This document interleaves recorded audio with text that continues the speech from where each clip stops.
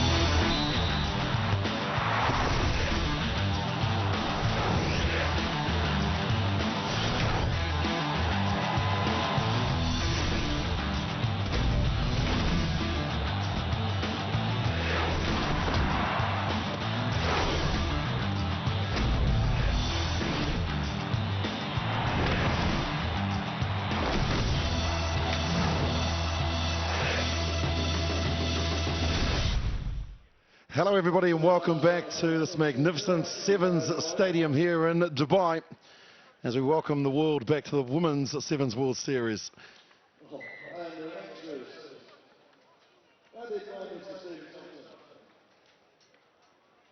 It all starts here in the beautiful sand and sunshine of Dubai. Starts the 2015 season.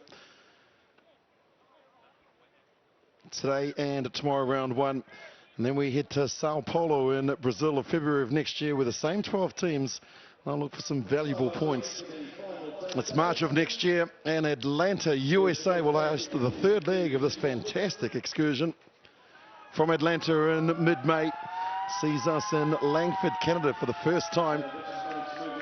And then the penultimate stop, and what a stop it will be as well, in May. We head to one of the spiritual homes of Sevens Rugby in London, England. And then it finishes a little bit later in the Netherlands, where it all wraps up around the 22nd and 23rd of May. Let's have a look at the three pools that are here in Dubai. Firstly, Pool A, New Zealand, the reigning world champions. They got off to a good victory earlier today, beating China 43-0. And a tight match between Russia and USA. USA got it done. In Pool B, Australia are the hot favourites, of course, defending champions here in Dubai. A good start with a 36-0 win over South Africa. And then France, showing their class in their first encounter, winning 31-0. Those two teams will meet shortly, so I hope you can stay with us. And the pool of death is Pool C, three quality sides there. In England, Canada, Fiji upset early, but Brazil is showing as well that they will be a real threat here in Dubai. And it's all about the points that you can accumulate over the next couple of days. Points available, cup winners will take 20, runners up 18, third and fourth place getters 16 and 14. And you can see that every single team that is here will walk away with some consolation of points. We've got some tremendous games coming up. Australia, France, I say the two unbeaten sides in that pool. And then Spain against South Africa, New Zealand in their second match take on Team USA, Russia and China, Canada and Fiji, England against Brazil. And then we wrap it up with the final matches of the day, where France will take on South Africa, Australia and Spain, United States, China, New Zealand and Russia, Fiji and Brazil. Joined in commentary by former Blackburn Melody Robinson and Mel. The rust is gone now. They've got that out of their system. What's the key to actually getting victory in the second match?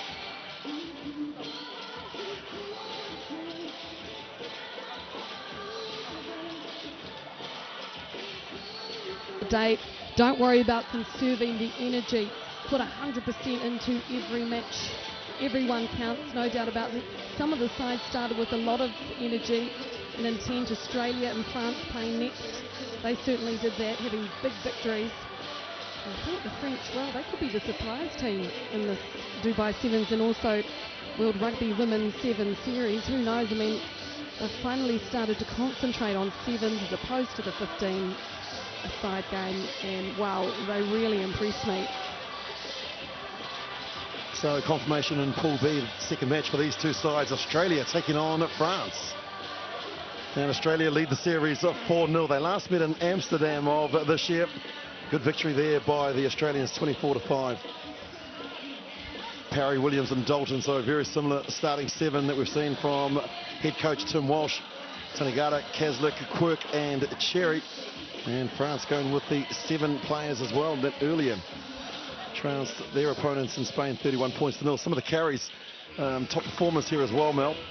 We can see them now starting to show some real class. Well, a key for me is Christelle Leduc.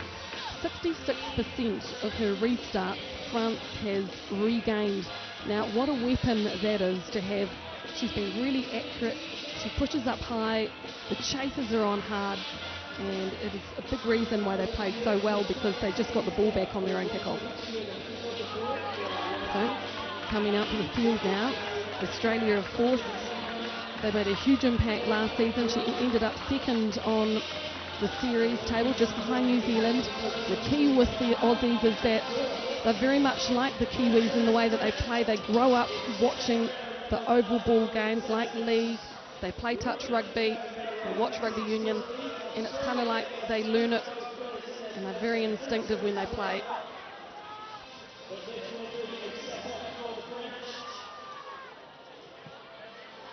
Alhambra Nivas in her 15th match on the World 7 Series will officiate this match. Australia in the all gold, and the French in their traditional blue strip, the alternative strip. All to play for here. The defending champions who beat New Zealand here 12 months ago, 35-27 with the restart.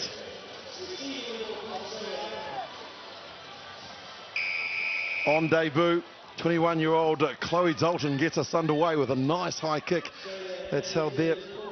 Mayans takes it in and the support comes on. So the French can take a lot of confidence from that first match. 31-0, they scored 5 very good competitive tries and a good start as well, just holding on to possession, which is the key in sevens. The offload again, Mayans who took the original kick off. And now a big tackle coming in from Shani Williams, the captain of Australia, but cleared out. And the French have a good backline set out to the left. Still inside their own half, 30 seconds gone, and they've got possession, and now the power comes on, the pace. And then the step, looking for the outside. It's a foot race, and she'll have too much class and too much pace as well. What a way to start the game, Shannon Iza. Wow, this French team spent a lot of time together, concentrating on their patterns, their styles, their skill sets. And on this occasion, they went out wide, they went to the spaces, and look at that in and out from Iza. Absolute fantastic try to run around Charlotte Kaslock, who's no slouch. Good to watch, great start. Terrific start from Iza. Made her debut here a couple of years ago. The 21-year-old showed a lot of pace and a lot of class. Now with the conversion, looking to try and angle it in, but unsuccessful. So France lead 5-0. 90 seconds gone. And it was all about ball control as well, Melody. That's what I liked, is that they brought it down this flank, and then when they decided to release it, they had the players and they had the execution. Yeah, they brought the Australian defence into that confrontational area, maintained possession, and then spun it out quickly. And now the restart from Iza, and she's made a mistake there by kicking it out on the full, which means that the Australians will get possession back on the halfway. That's the kind of thing you don't want to do, give the ball back to the Aussies. Once they get it, they're very dangerous. They've got threats across the park. Traditional forwards doing the hard work in Parry and Williams.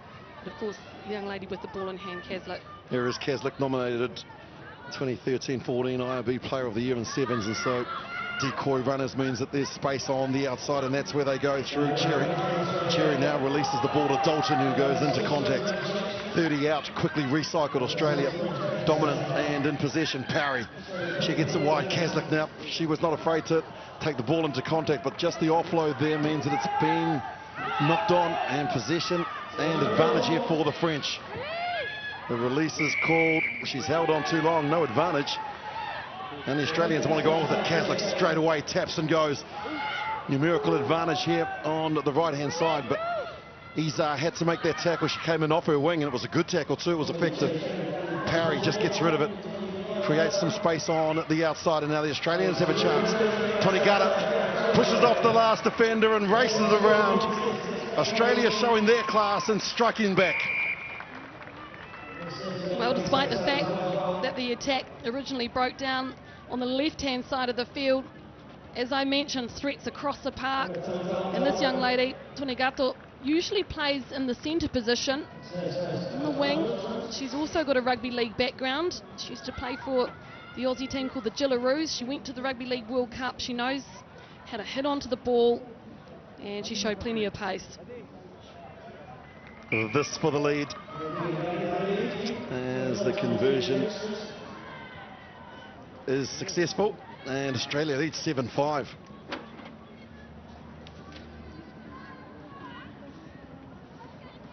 So I knew this contest would be very even. Maybe it will be mistakes that separate the two teams. Well, the responsibility falling on her shoulders, Chloe Dalton. She's just come in. What a terrific asset she has been, getting the ball nice and high and going up as Mayans again.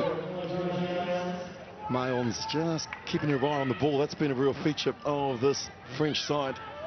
Day one, second match for these two sides, desperate to get the victory and the psychological advantage as well. Mayans, she's been good in the opening 5 minutes as the hard-working front rower. She's a firefighter, and so you expect nothing less. Tough, that's for sure. That time the French decided to attack it up the middle of the field. They went there probably one time too many. And they went to go wide on the right-hand side. Passes went to ground. Love the attacking opportunity here for Australia, because Alicia Quirk, who you can't see, is standing just behind the scrum. And some options, there she is. You can see her. She's got the option to either take it on down the blind side, or she can actually run right, and that's what she decides to do. Quirk unloading the ball there to Cherry, player of the year in 2013-14. And the turnover here means the French have possession, showing how dangerous they are too. Mail gets it wide. There she is, coming back on the angle, and that's a lovely little loop pass as well.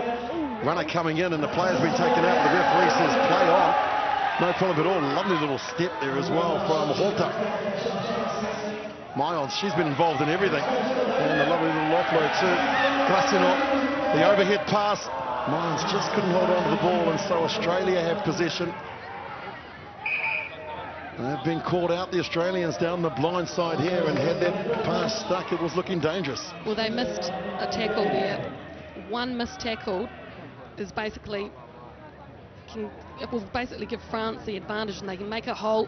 Unfortunately, in the end, it was knocked on by Mayon, so the support play wasn't right there on the right spot. The Australians been called on to do a lot of defending, 15 tackles as opposed to France's 4, and that certainly is going to have an impact in the very warm conditions here in Dubai. As Keslick feeds straight to Quirk. Cherry has it. Tonigata, the try scorer on the outside, holds the ball, and then that pass there, just a little sloppy. They'd overrun the ball, but they've got plenty of players out here. Mayans came in and had to make the tackle. It was a beauty. Williams offloads. Keslick is there, the offload from the ground, and Dalton has it. Now she's lost it forward, and so the French Mayans draws and passes. Isa, the try scorer, buying some time. There's Biscarat. Beautiful play by the French, letting the ball do the work. And now going into contact, the lovely little offload, drawing in the two defenders. Lots of tackles been caught on from Australia. The ball is free, and so play on. Dalton. That's a great tackle coming in from her opposite.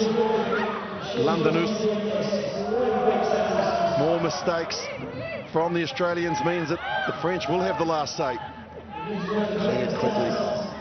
Moved on again. Mayans saw that there was a lot of Australian defenders there, trying to buy a little bit of time, and I think that she's held on to it too long, and the referee agrees.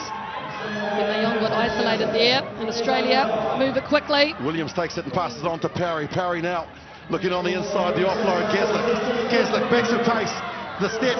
Now she releases it. Here comes try number 2 for Australia. Keslick scores it right on the break of half-time. That's clinical play from this very effective Australian side. Really unselfish play too from Keslick. keep the ball alive. To Tonigato as well. Here it is. Here's Keslick. She's a ball player, no doubt about it. This is where she passes it off to Tonigato and back on the inside where there was a massive hole. That is just great because they're watching the defence come up. They can see where the gaps are and they're reacting. Crucial kick this, because it'll take them 9 points clear of the French. 2 converted tries. Now to put a smile on the face of the Australian coach, Tim Walsh, as we head to Oranges. Australia leading 14-5.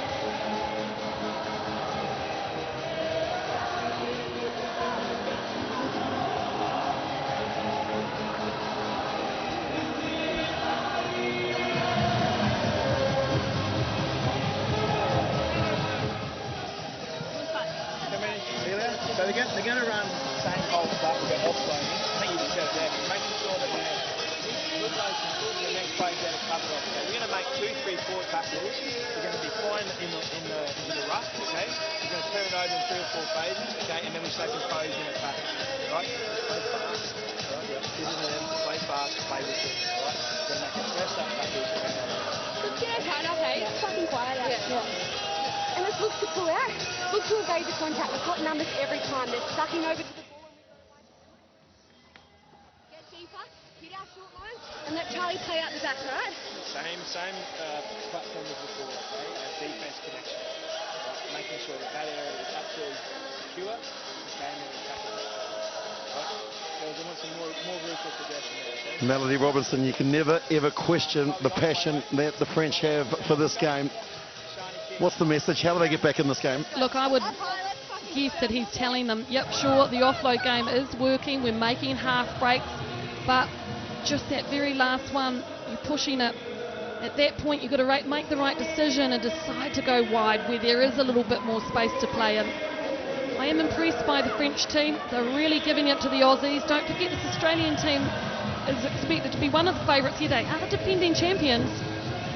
Well, of course, Simon Ward and Sue Day, who are commentating with us as well over a lunch break, mentioned just how impressed they've been with this French side.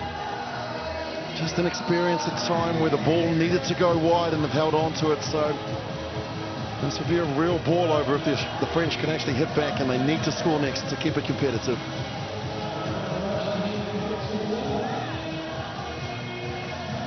Shannon Isa has been good for France. She scored the opening try. The French trail by 9, but they've got 7 minutes in front of them. That's a lovely high kick, beautifully taken by the Australian captain Williams. Straight into contact and cleared very quickly by Dalton. Keslick, they get it wide to Cherry. Another pass, Toningata on the outside. Has possession, the Australians now prepared to just push it back into the pocket. Everybody's dropped back, and so the line is good here. Now they need to try and find some space, and that's what Williams does so effectively, is just taking the ball into contact. No advantage here for the French from the Australian knock-on. Now they have possession. Glacinot probably needed to hold on to that pass and just forcing it.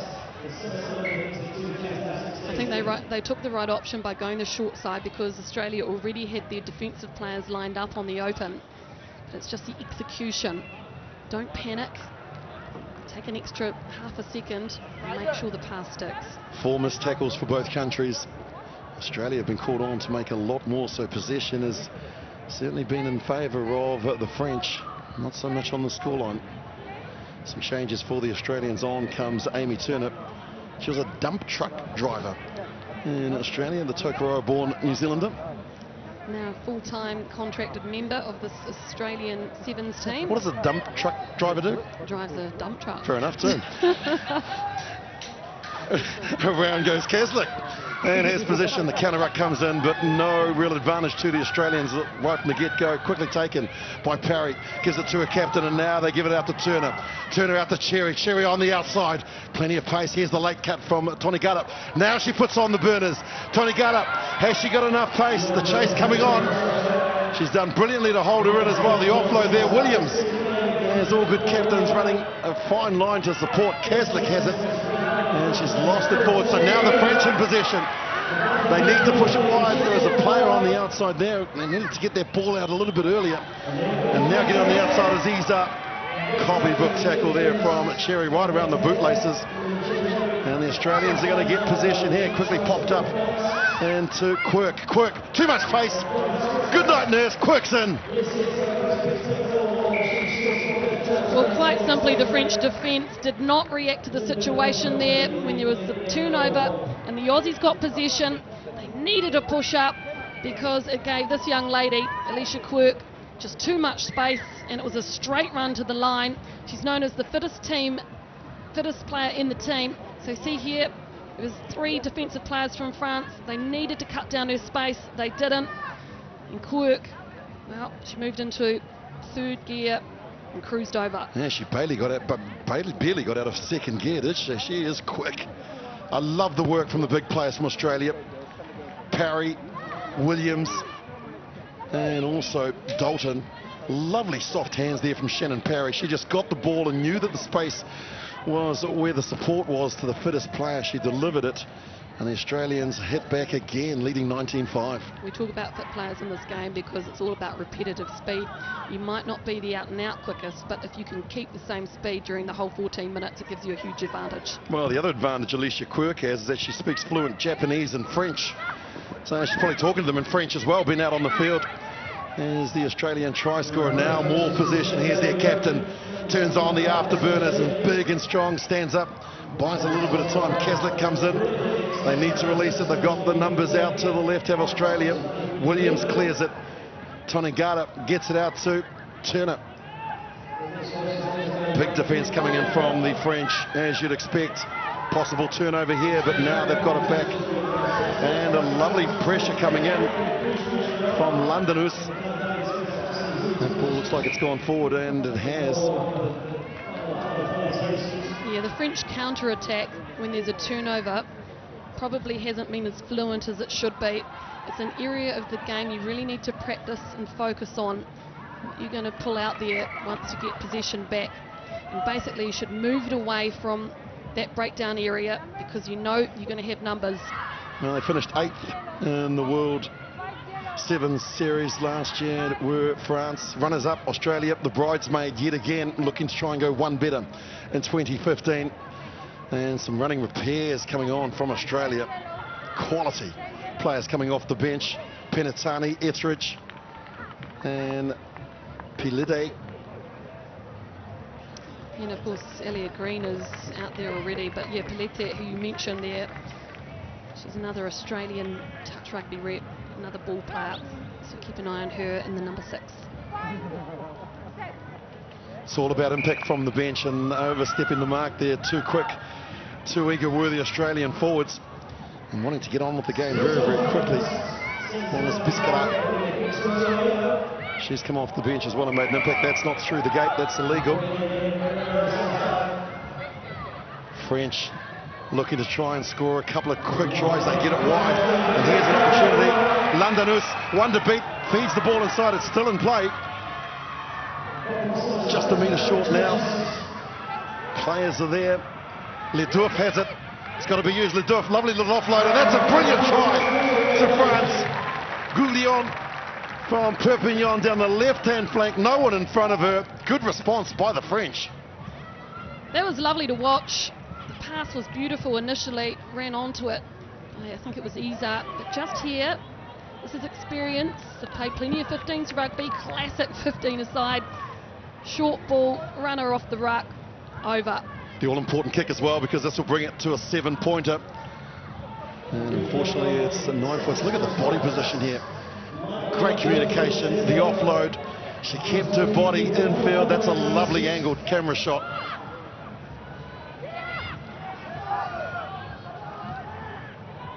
Another mistake. Man, that's costly because you hand possession back to Australia. And the Australians are in no hurry at all to get to the mark. Well, she snuck on. And I don't mind talking about her, Mel Robinson, because Elia Green is just coming towards our screen. There she is. What an athlete. She scored a try earlier today.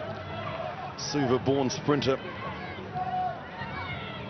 So will they try and work something through the middle? Yes, they will, through Parry. Shannon Parry. Now into the tackle of Biscarat, but they still have possession. They've lost it forward, and the French have infringed illegally. What a match Shannon Parry is having. New Zealand father and American mother, and she captained the 2014 Rugby World Cup side for Australia in Paris. She's big and strong, Mel. Oh, look, it's great to watch her hit that hole, because Australia's been playing the width game, and then suddenly they change it to the power with her hitting onto it. It meant there was a little bit of opportunity for her to make inroads. Well, they're using Green as first receiver. Here is the person we've been talking about, and Shannon Parry setting the target. Now they look to go out here to the right. Etheridge gets it out, Turner. The pass on the inside, and the ball is going to beat everybody to the dead ball line. Wasted opportunity there from the Australians. One area the French have been very good in is putting the pressure on at the breakdown. Really impressed there. They want to try and get going quickly here to the French.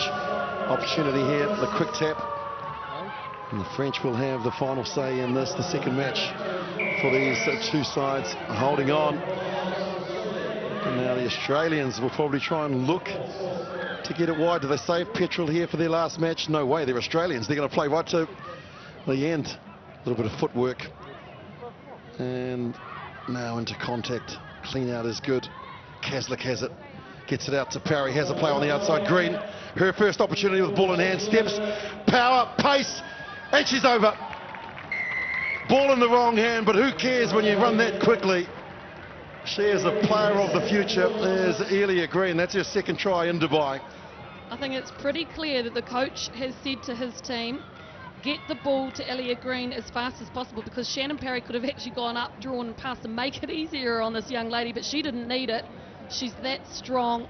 She managed to get herself over. Very impressive indeed. If you haven't seen the try that she scored on the Gold Coast, have a look at the World Rugby Facebook. It's had over 200,000 hits. 80 metres, just glided down the field. Conversion is unsuccessful, but Australian coach Tim Welsh will be a relieved man. 2 from 2, Australia beating France by 24 points to 10.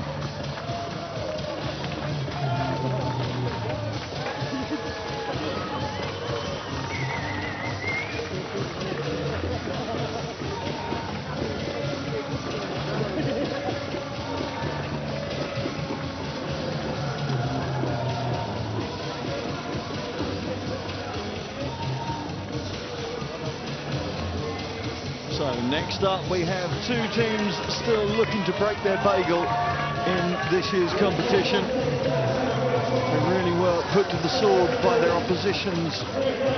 Spain being beaten 31-0 by France, and South Africa losing 36-0 in the day's opener. Suday alongside me. In order to get your mind clear of that first game, you've really got to reboot your whole game plan, haven't you? Yeah, they just need to put that out of their minds now. It couldn't really have been more disappointing from Spain and South Africa in the first matches. They barely got their hands on the ball. No chance to show what they could do whatsoever. No ball for Elizabeth Martinez, who's the real flyer for Spain. We didn't mention, of course, previously that Zane Jourdain missing from South Africa. She's been so pivotal to them. They did look a little bit rudderless in their first game. Yeah, Jourdain critical to the 15s and the 7s game, and recovering from a knee injury that she had during the Women's Rugby World Cup in August. Amy Perrott on the whistle for this one. And just going to be very interesting to see how they try and settle themselves, because really in those opening matches they had no territorial opportunity to get their attacking game into operation at all. Patricia Garcia gets the game underway, taken in by Rochelle Geldenhuis.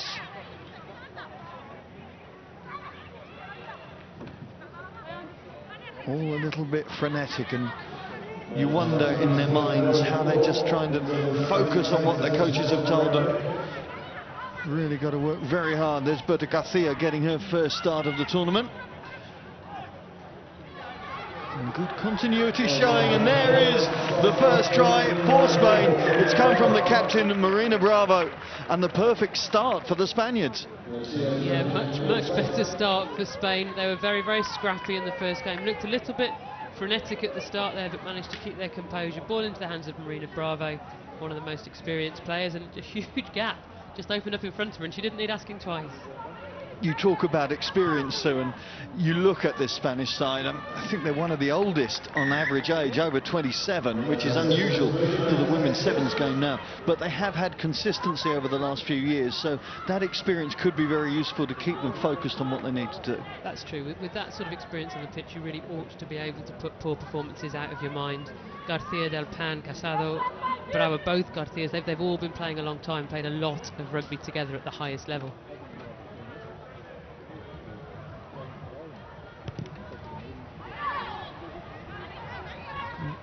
Conversely, South Africa now need to focus, and Rachel Geldenhuys is taking them up over halfway, but the support wasn't there. Spain happy to retake control of the ball. Amy Perrett not happy with the contact area, and it's going to be a put in to the Spaniards. South Africa simply need to look after the ball better in contact. This happened in the first game as well. The few times they did get their hands on the ball, they threw it away almost as quickly. Geldenhuys, really good ground from the kick-off there, but then threw it away in contact, giving Spain a good attacking scrummage. These two last met in Amsterdam, the end of last season, of course. That was in the Bowls semi-final when South Africa won 26-12. Previously, well, it was in fact here in Dubai in the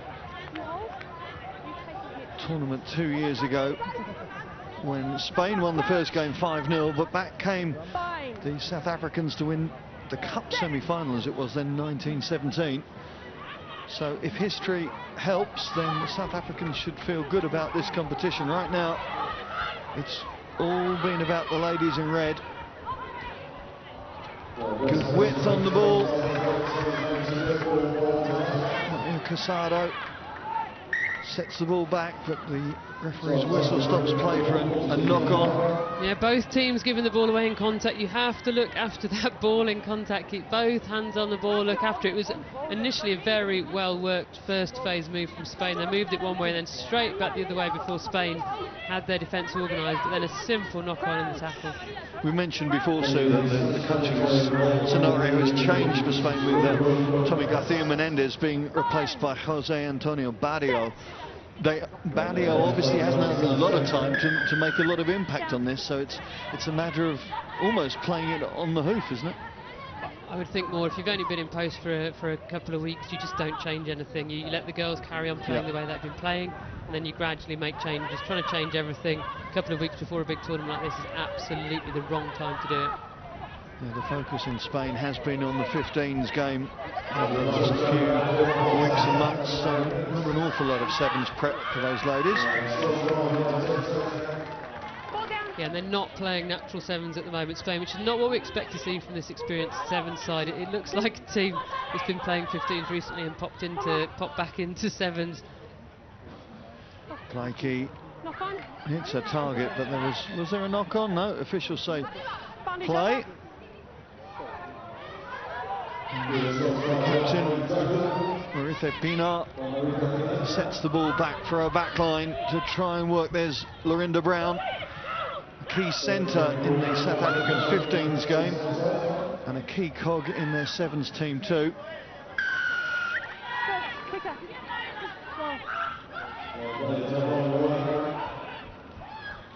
Superior Goda takes her team up into enemy territory, as it were. Novele showing good strength in the leg drive. Now they need good clean ball and quick. So South Africa taking and going, and it's Gadu. Pumiza Gadu gets their first try of the tournament on the board, and psychologically, what a good time to score. Very good time to score. Lovely footwork from Gadu, wasn't it? Quick tap, looks up, sees the defence isn't organised and just blasts away through the gap after a couple of quick steps. But Spain must reorganise their defence more quickly than that. Her 10th try in this tournament, and such a great eye for the opportunity there, and happy to really get through the gears very quickly in order to get the South Africans on the board.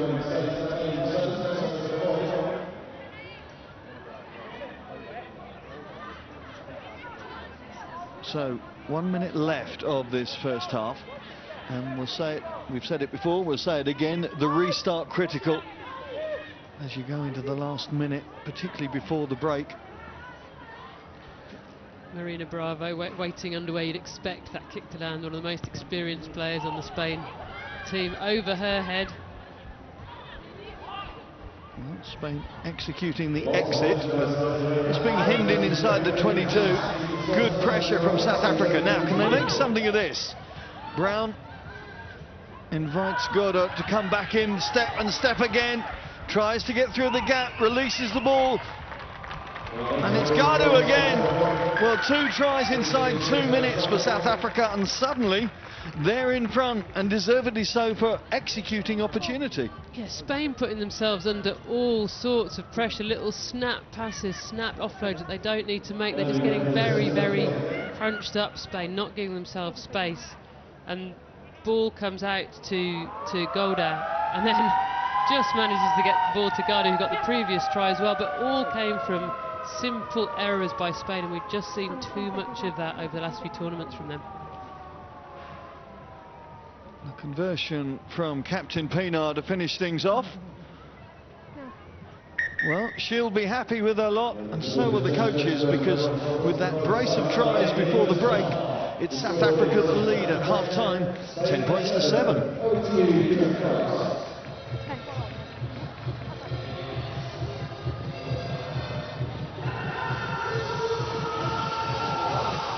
No podemos hacer, recibimos un saque, nos viene la presión, podemos sacar un balón y jugamos para atrás constantemente. Si tenemos la presión en el saque, hay que buscar un momento para entrar y luego salir. No podemos, hemos perdido 2 opciones de venir o salir atrás. Vamos a buscar una zona de presión, buscamos una cruz para atacar y meter la defensa atrás. Está terminando, siempre está jugando Patria, hacia la vuelta siempre. Entonces te están esperando, aquí están esperando, hay que moverlas. Son grandes, hay que moverlas y a partir de ahí jugar. Y cuando estamos en la zona de acción, a partir de ahí entrar de verdad, porque estamos jugando muy delante de la defensa y siempre están moviéndose, no les estamos metiendo en nada, ¿de acuerdo? La defensa, no involucraros hasta que haya un buen placaje, os estoy involucrando siempre, hasta que haya un buen placaje. Y ojo que vuelven a atacar cerca del rack. Un buen placaje, nada de brazos, un buen placaje con mucha ayuda interior y involucraros cuando hay un buen placaje con el contrarrack, ¿de acuerdo? ¿Vale? En la melee entramos directamente con el golpeo, entramos y jugamos, ¿de acuerdo? Y a partir de ahí ya está.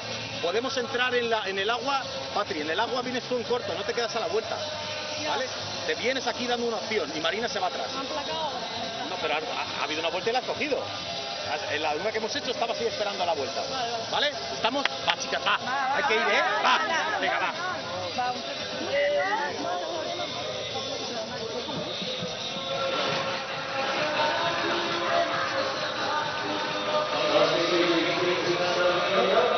So both coaches have had their say, and both teams now have to carry on into this second half, having had good moments from both aspects in that first 7 minutes, but no doubt the wind is in the sails of the South African team right now.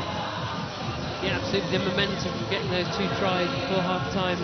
The Spanish coach Barrio saying you need to ask more questions of the South African defence, and that's exactly right. Spain are taking the ball up to the tackle line but not blasting past it, and if you're going to draw a team wide, you really need to draw them wide and as far down the pitch as you can to really get the defence offside, so that when you set up the next breakdown you can move the ball and the defence has got to be on the back foot. At the moment they're not doing that to South Africa. Restart will not help South Africa to control, you suspect, the first 2 or 3 minutes of this second half.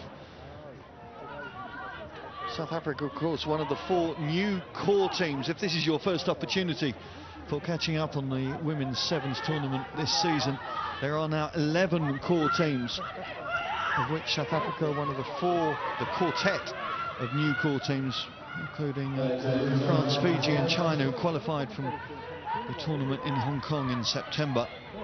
And now 6 tournaments this year, including the Canadian leg and the London leg, which will finish things off. And then, of course, the qualification for the Olympics is starting to kick in, so the top 4 seeds will confirm qualification for Rio 2016 at the end of this season. But then we have 6 regional qualifiers between roughly mid-June through to November time. North America, South America, Asia, Africa, Europe and Oceania, let's get that right. And then there'll be 1 other qualifier to add to Brazil, who of course as the hosts are assured of their place. So just a little more in the air in this tournament this season. 2 attempts. Spain taking quickly with Elizabeth Martinez. Spreading out to the left, waiting for somebody to straighten up, but the ball's whisked out wide to Marina Bravo, and Bravo gets her second try. And Spain's second try, just looking at referee Amy Parrott there. 7. Just have a listen to this. Cynical infringement, not back 10 metres in the red zone. Sinazo Nobeli is going to sit out the next 2 minutes, but the second try will count. Yeah, in the end, very, very easy for Spain. The gaps, this South African team is very, very comfortable defending in the narrow channels, defending the middle of the pitch, and so far Spain simply haven't moved into the wide channels enough. When they do, it's that easy. Marina Bravo straight over the line because the South African defence hasn't got wide enough. Now, South Africa have 6 players against Spain's 7. If ever there is a time for Spain to move this ball wide, it's now. But the unforced error immediately, well, it just, in fact, the Spaniards did really well to let that ball roll and roll, and eventually it favoured them, but couldn't capitalise on the opportunity. South Africa showing their inexperience there. You need to be ready for that ball as it bobbles over the 10-metre line to pounce on it. So bringing in one of the backs into that scrimmage, just looking. And Lorinda Brown being called in to make sure she's in good position, which she is there. Good pull in from Gadu. Gadu trying to back us up around the outside. Gadu's there. Is anybody going to be able to catch her? Phumisa Gadu is going to go over for the first hat-trick of the Women's Sevens World Series 2014-15. And what a score it was. That is amazing running from Gadu. I was sat in the commentary box throwing my arms in the air when they gave her the ball to throw that wide. 6 against 7, the last thing that you do is try and play the ball wide and take them on the outside. But hey, if you've got the gas that she's got, if you've got the confidence that she's got to go for that, it was just that little stutter, wasn't it? That stutter stopped Elizabeth Martinez, and then Gadu backed herself. What a wonderful finish that is when you've got 6 players against 7. Well, what a score it was from the 29-year-old. Deceptive stride pattern in many ways. She doesn't look like she's going as fast as she is, but you could see how Spain were struggling to get their tackles in, and suddenly she was gone. Yeah, one of those players that the opposition might underestimate because she doesn't look that quick. You're right, but goodness me, she was then. Took on pretty much the entire Spanish backline single-handed. 10. Changes off the Spanish bench. But as they look at the scoreboard now, they are 5 points adrift, When you're ready. albeit they are still 1-person advantage on the pitch, and you wouldn't believe that scenario would have rolled out as it has just done. Well, what kind of a boost has that given the South African team? How are the Spanish team going to react? Pressure on the ball, forcing the forward pass. And putting themselves under too much pressure, Spain. All they needed to do out wide there was a couple of steps further back, and they wouldn't have been under pressure from the defence. For me, Spain just need to work that little bit harder off the ball so they're in better positions to receive the ball from the ball carrier. Nobeli back on the park so that normal operations resumed in the South African camp. They're going to get the put in.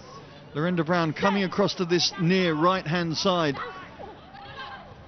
Not going to quite work out as they planned it, but Nobeli trying to open the door for the hat-trick hero as she's been so far. Phumisa Gadu. Sheldon Hayes trying to rescue the ball, but it's just a bit too much. 2 minutes left of this game, and South Africa thinking and hoping of their first win of the tournament. Yeah, scrappy again from South Africa, wasn't it? Handing the ball to Spain. Both teams have done too much of that this match. Handing the ball over to the opposition without the opposition really having to do very much to get it. Now, if Spain want to get back into this game, they need to make this possession count. Patricia Garcia with her hands on the ball, probably Spain's most pivotal player. What can she make happen? We mentioned the absence of Zene Jordan. We ought to mention the absence of Barbara Pla as well to the Spanish side. As significant? Possibly not as significant because Spain have other experienced playmakers, but certainly she has been a pivotal playmaker and finisher actually for Spain over the years. The alignment just not helping there. Helden Hayes takes an air kick to try and give her team some respite. To mention that Vareska Grain is not available for this game. She's serving a one-game suspension for a dangerous tackle in that first match against Australia. Now her team have to get the tackles in as Paula Medin takes Spain up to the 22, but again the execution at the contact area not helping the Spaniards. Another error. Medin had that ball first of all under one arm, so she couldn't make the 2-on-1 pass inside, then knocks it on in the contact area. Spain have had enough good possession in this game to win it, but they just keep making one too many mistakes. It's just not quite going their way.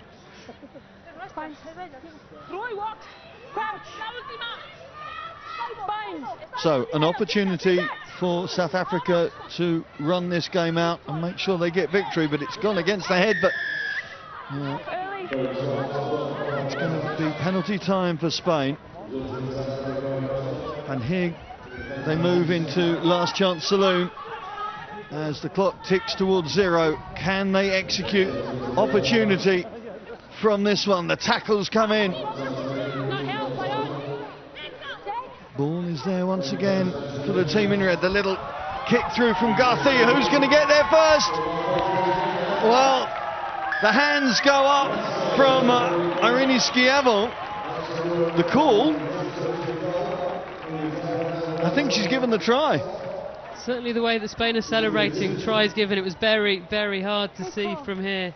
Hopefully we'll get a replay any moment. Here it comes, both of them diving for the ball. There goes Schiavon. Very well controlled. Excellent stuff. Work from Schiavon. Well, Spain have walked through the saloon door of the last chance saloon. They've had their drink. Now are they going to get a biscuit as well? Because Garcia is kicking to win this game.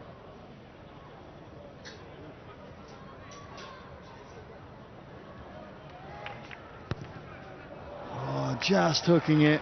Well, the draw, it finishes. Two teams will be happy to get something on the board. 17 points apiece. A compelling game in very many ways, but South Africa will be disappointed not to have been able to edge it out. And Spain, well, they were the comeback kids in that one, and they've got something out of this tournament at last.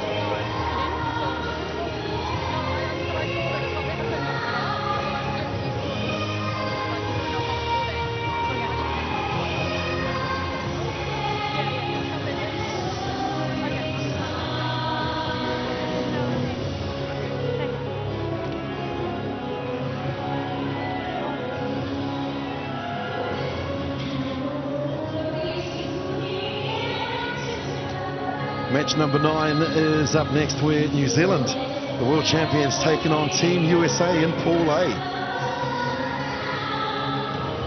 These two sides have met on 4 occasions. America yet to topple the world champions. They last met in Amsterdam on the 16th of May of this year, and it was all one-way traffic for the ladies in the black shirts.